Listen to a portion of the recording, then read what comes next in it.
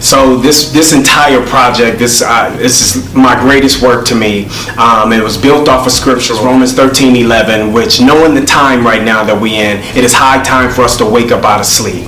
Because our salvation is nearer now than when we first believed. What does sleepwalking actually mean? It means you're actually in a state of doing something and you don't realize that you're asleep until you're awakened out of it, until somebody shake you and wake you up to let you know that you are asleep.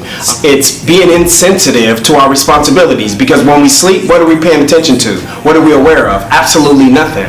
So that's what's happening spiritually. And now that's where God has delivered me a message with put deep inside of my spirit, like, you have to turn the church into the alarm clock. You have to turn yourself into an alarm clock to wake people up, to wake the churches up. Not saying that the church is willingly out there sinning and willy-nilly and doing whatever, but when you're insensitive to your spiritual responsibilities, you're deteriorating the relationship that you actually have with God. And what that leads to the part two. So when you're deteriorating that spiritual strength that you have, when heartache come, when financial strain come on us, when we lose a loved one, when all of these heavy weights of the world come down on our shoulders, it just makes us tired. It makes us want to give up. It makes us throw in the towel. It makes us apathetic. So we roll over and play dead, and we make that statement and say, if it ain't one thing, it's enough. And I just give up, and people have been giving up in the world. But God has sent me and people like me to wake the church up. So I pray that this sleepwalking project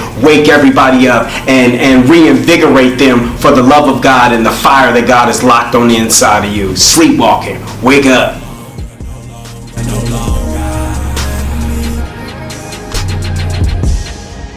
Why you standing in the rain when I got umbrellas to cover me from bad days? My flesh is in a rage, lust to the flesh.